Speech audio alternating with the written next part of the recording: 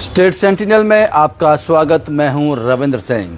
सियासत में कुछ चेहरे ऐसे होते हैं जिनको इंट्रोडक्शन की ज़रूरत नहीं होती। ऐसे ही एक नेता के घर में हूं। ये एक ऐसा नेता है, वो कहते हैं ना, जब जहाज़ डूबता है तो सबसे पहले चूहे भागते हैं। ये एक ऐसा नेता है जिसने कांग्रेस के जहाज़ को कभी नहीं छोड़ा, दोनों हाथों से थामे रखा। इस पॉइंट से इस नेता की ईमानदारी साफ नज़र आती है। मेरे साथ हैं रमन बल्ला साहब। इस तारुफ की ज़रूरत नहीं थी सर। कैसे हैं आप? ठीक है। रमन बल्ला साहब को मैंने अंदर से बाहर बुला लिया। अंदर इनकी मीटिंग चल रही है, काफ़ी लोग हैं अंदर, लेकिन हमें एकांत चाहिए था इनके साथ, इसलिए इन्होंने मैंने 10 मिनट के लिए बाहर बुला लिया और उन्होंने हमारी रिक्वेस्ट को मान लिया। शुक्रिया रमन बल्ला साहब, हमें प्यार देने के लिए, वक्त देने के लिए। सबसे पहला सवाल सर, सुबह कैसे हो रही है, शाम कैसे हो रही है, क्योंकि ये दिन जो है बड़े इंपॉर्टेंट है। सुबह भी अच्छी है, शाम भी अच्छी है। हमारे लिए तो रूटीन वर्क है, क्योंकि हम मंत्री भी रहे लेकिन संतरी बन के काम किया। अब तो चुनाव का दौर यहाँ पे है। सुबह सुबह लोगों से मुलाकात करना और अच्छा लगता है कि शाम तक वो रणनीति तय करनी।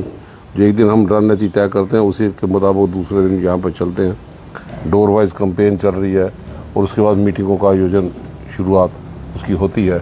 उसी ढंग से दिन की शुरुआत पूजा करने के बाद, भगवान का नाम लेने के बाद, अपने आप को उनके स्फूर्त समर्पित करते हुए फिर हम दिन यहाँ निकालते हैं और दिन बड़ा अच्छा निकलता है।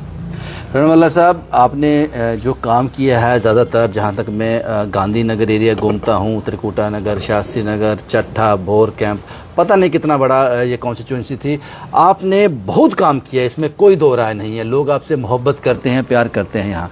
लेकिन इस बार थोड़ा हटके हो गए। आप आरएसपुरा से कंटेस्ट कर रहे हो, तो कुछ फ़र्क पड़ेगा इससे? नहीं, कोई फ़र्क नहीं पड़ेगा। फ़र्क तो हमारे लिए सारे बराबर थे। मेरी एक ही कॉन्स्टिट्यूंसी की डिलिमिटेशन कर दी और उस कॉन्स्टिट्यूंसी में जो गांधीनगर कॉन्स्टिट्यूंसी थी, एक का नाम बाऊ रख दिया और दूसरा मैं जम्मू आरएसपुरा साउथ करके रख दिया। और 90,000 से ज़्यादा वोट मेरे पुरानी कॉन्स्टिट्यूंसी के हैं।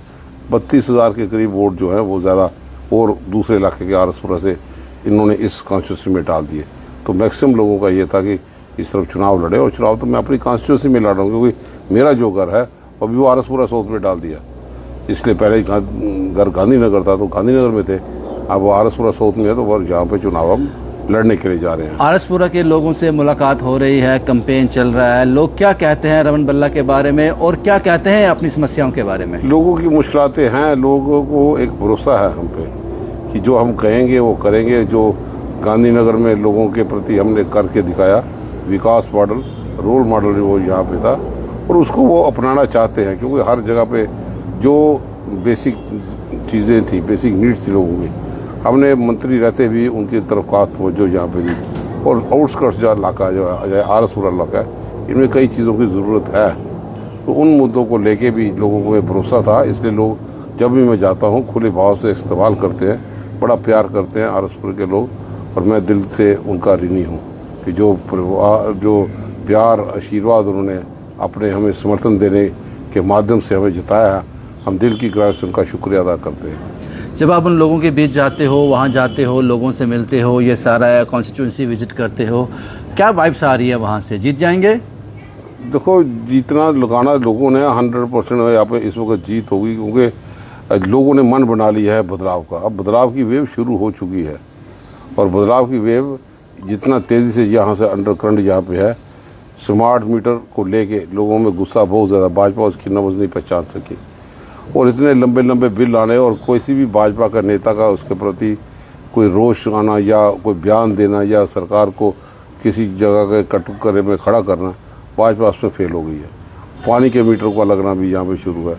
बिजली और पानी ऐसी समस्या यहाँ पे है, और साथ में जब रेत और बजरी की कीमत इतनी बढ़ जाए, लोगों का मकान बनना मुश्किल हो जाए, राशन डिपो से जो हम स्केल दिया करते थे आटे की, वो स्केल गायब हो जाए, तो फिर लोग कहाँ पे जाएंगे? लोगों ने मन बना लिया बदलाव का, और बदलाव के भी वो महसूस करते हैं कि वो किनके हाथों में सुरक्षित हैं। और हमें लगता है कि जिस ढंग से पिछली दफ़ा भी लोगों ने अपना आशीर्वाद दिया, लोग कांग्रेस पे भरोसा कर रहे हैं।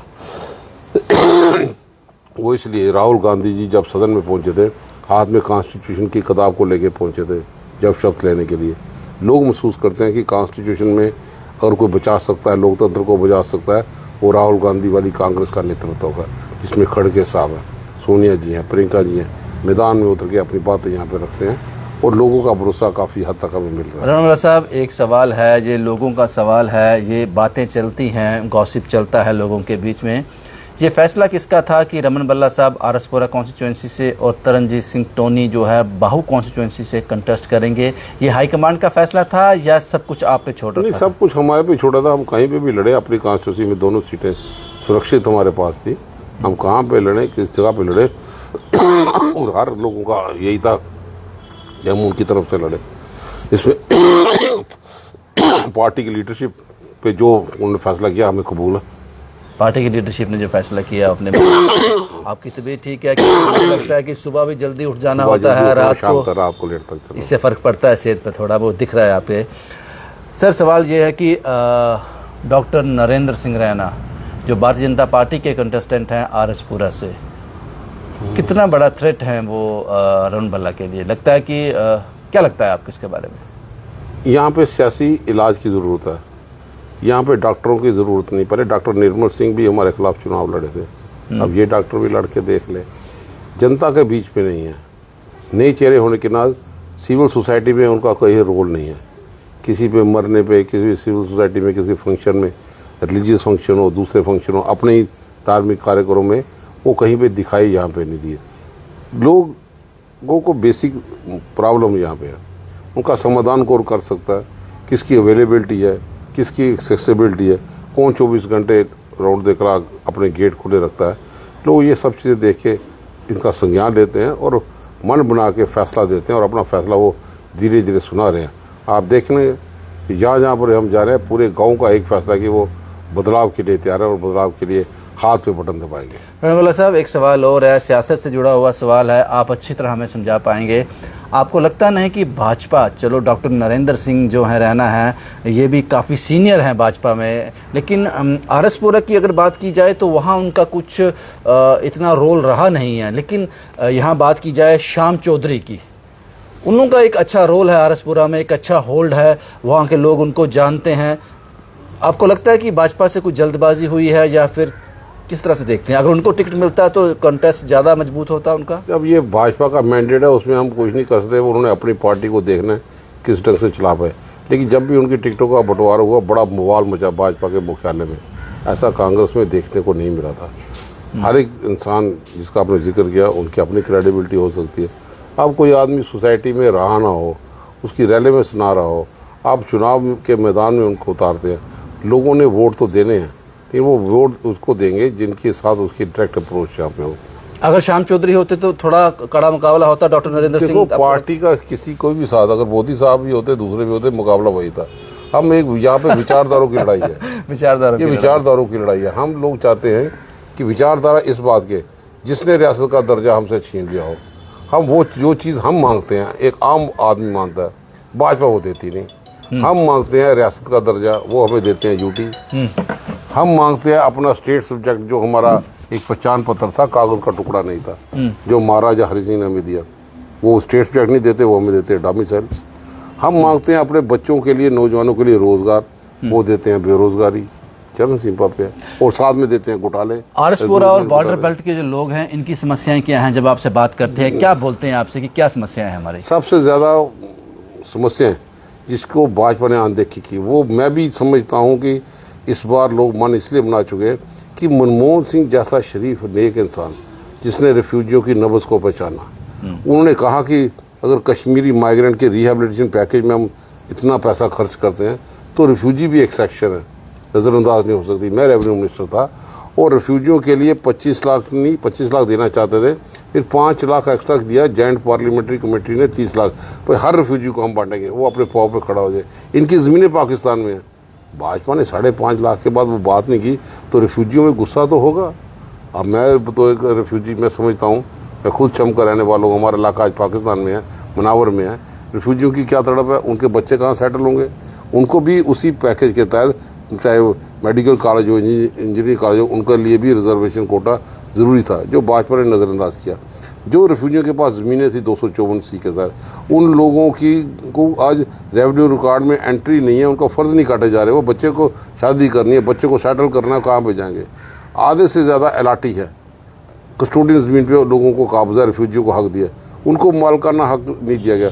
कुछ सिलेक्टिव लोगों को कुछ जगह पे उन्होंने दिया, लेकिन जनरल लोग अगर आप आते हो तो सब समस्याएं हल होंगी? क्यों नहीं, हर कीमत में इनके जो मिसाइल है इनका समाधान होगा। रिफ्यूजी हमारा कोर इशू होगा, रिफ्यूजी कोर इशू होगा। स्टेट सब्जेक्ट को वापस लेना हमारा कोर इशू होगा। यहाँ पे स्टेट रूट को रिस्टोर करना हमारा कोर इशू होगा। एलजी की जगह गवर्नर को बिठाना ये हमारा कोर इशू है। अब भाजपा जो कहती है, आपने पिछले दिनों प्राइम मिनिस्टर का भाषण सुना, अडवाणी साहब, ये अमित शाह साहब 4-4 बार रहे हैं, लोगों ने भी देखा, लोग टीवी में देख रहे हैं। आप बताओ, टीवी में देखते हैं लोग, मनोरंजन करते हैं। आज इनकी क्रेडिबिलिटी क्या है? अमित शाह की क्या क्रेडिबिलिटी है? 4 बार भाषण देंगे, आप बोलते हो भाई हम रिस्टोर करेंगे स्टेटहुड एट अप्रोप्रिएट टाइम। इससे ज्यादा अप्रोप्रिएट टाइम क्या होगा जब जम्मू कश्मीर में चुनाव हो रहे हैं? अगर सुप्रीम कोर्ट का आदेश ना होता तो ये चुनाव भी नहीं करवाते। आप लोग इनको वोट क्यों दे? इसलिए वोट दें इन्होंने रियासत का दर्जा छीना। क्या इसलिए वोट दे इन्होंने राशन डिपो से राशन छीना? क्या इसलिए वोट दे आशा वर्कर के ऑनरेरियम नहीं बढ़ा पाए? क्या इसलिए वोट दे कैजुअल लेबर 10 साल सत्ता में रहे, कैजुअल लेबर को रेगुलराइज यहाँ पे नहीं कर पाए? क्या इसलिए वोट दे कि मंदिरों के शहर को शराब की दुकानों में तब्दील कर दिया? क्या इसलिए वोट दिए इनको ताकत भी दे दी? जम्मू कश्मीर में जितनी पब्लिक अंडरटेकिंग हमारी यूनिट थी PSU, उन सबको क्लब करके तहस नहस कर दिया। आज मुलाजम दुखी है। आज मुलाजमों को रिटायरमेंट के बाद पेंशन सही टाइप पे नहीं मिल रही, ग्रेजुटी उनकी सही टाइप पे नहीं मिल रही। आज मुलाजमों को ज़रूरत है ओल्ड पेंशन स्कीम। सर, एक और सवाल है। आपने कहा कि लोगों का फीडबैक जो आरएसपुरा के कॉन्स्टिट्यूंसी के लोग हैं बड़ा अच्छा मिल रहा है आपको, आपका इस्तकबाल कर रहे हैं। 8 अक्टूबर को काउंटिंग डे है, तो उसके बाद के लिए कोई सूट तैयार किया है, कोई ड्रेस तैयार किया है? नहीं, हम इतना कोई प्लानिंग की है? प्लानिंग तो यही होगी कि अब लोगों के बीच में जाए, जितने लोगों को जख्म दिया हम मरहम कैसे लगा पाए। हमने सही काम तो 8 अक्टूबर के बाद शुरू होगा, पक्का शुरू होगा 8 अक्टूबर में। अब ये मान के चलो, अब इनका कोई भी फंडा चलने वाला नहीं है। प्राइम मिनिस्टर की रैलियों को लोग मजाक उड़ाते हैं, अमित शाह की रैलियों को लोग मजाक उड़ाते हैं। जितने मर्जी सरकारी खर्चे पे कर ले, 100 से ज़्यादा कैबिनेट मिनिस्टर जम्मू कश्मीर में इन लोगों ने भेज दिए। उसके बाद बदले में मिला क्या है? हमें कुछ नहीं मिला। हमारे एम्प्लॉयज़ दुखी हैं। हमारे लोकल जो एम्प्लॉयज़ जो अफसर थे वो सारे साइड ट्रैक साइड लाइन किए गए हैं। तो उन लोगों का कौन रख रखाव होगा? और आज खास तौर पे स्मार्ट मीटर के तहत जो बिजली के किराए इतने बिल हैं, कोई आदमी बचा ही नहीं है। ना फैक्ट्री वाले बचे हैं, ना ये मिले। आप अहमदाबाद गुजरात में तो स्मार्ट मीटर नहीं लगाते हो, जम्मू कश्मीर में टेस्टिंग लेबॉर्ट्री समझ के मीटर लगाते हो और उसके जरिए लोगों को शाक देते हो। टैक्स टेरर क्रिएट करने वाली सरकार देते हो। आप प्रॉपर्टी टैक्स लगाते हो जम्मू कश्मीर में, जिसने 30 साल प्रॉक्सी वार से जूझा है यहाँ पे, जिसने प्राइम मिनिस्टर देखा, जिसकी अपनी एक मुल्क था, आज उसको प्रॉपर्टी टैक्स देना पड़ेगा। क्या वजह है प्रॉपर्टी टैक्स लेने के लिए? आपके पास और भी रिसोर्सेज हैं। आप बातें करते हो, आप 1.5 लाख 1000 करोड़ रुपया अंबानी डानी का माफ़ करते हो और गरीबों की पेंशन, बुजुर्गों की पेंशन बंद करते हो। ये सरकार है।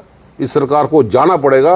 और मैं आपके जरिए ज़रूर यही कहूँगा कि लोगों ने मन बना चुका है, एक धक्का और देने की ज़रूरत है। भाजपा के पास 90 आदमी खड़ा करने के लिए नहीं है। MP की इलेक्शन में 2 से 3 आदमी खड़ा करने के लिए नहीं है। वो सरकार बनाएगी। आप वो लोग समझते हैं आपके जरिए, आप वो 400 का आंकड़ा 240 पे पहुंचा। और मैं आपको बता दूं, ये जल्दी ही 2 पे पहुंच जाएंगे जहां से शुरुआत इनकी हुई थी। आज लोग फिरका परस्ती में नहीं है, लोग भाईचारे की सेक्युलर फोर्सेस को मजबूत करना चाहते हैं। तमाम लोगों के संगठन की जरूरत। आप लोग पंजाबी सिख समुदाय के लोगों को पंजाबी का ऑफिशियल लैंग्वेज का दर्जा ना दे पाए और बात करते हो उन लोगों को एक्सप्लॉइट करने की। आपने कहा था भाजपा ने, जनाब हम 8 सीटें रिफ्यूजियों को डीफ्रीज करके देंगी। आज मैं उससे पूछता हूँ, साफ सुन, क्या 8 सीटें रिफ्यूजियों को देनी थी, एक दी और ऊँट के मुंह में जीरा डालते हो, रिफ्यूजियों के जगह पे नमक छिड़कते हो। एक रिफ्यूजी घर से निकलेगा इनका विरोध करने के लिए, इनको मुंह की खानी पड़ेगी। शुक्रिया रमन बल्ला साहब हमसे बात करने के लिए। मैंने पहले कहा कि इस नेता को तारुफ की ज़रूरत नहीं थी, फिर भी इन्होंने अपने वैलिड पॉइंट जो थी, लोगों की समस्याएं थी, आपके सामने रखी। 8 अक्टूबर को फैसला होगा कि जनता ने मन में क्या सोच लिया है और क्या वो करने जा रहे हैं। इसका फैसला 8 अक्टूबर को हो जाएगा। वो तस्वीरें भी हम आपके साथ साझा करेंगे। शुभम कुमार के साथ Ravindra Singh, the state sentinel के लिए।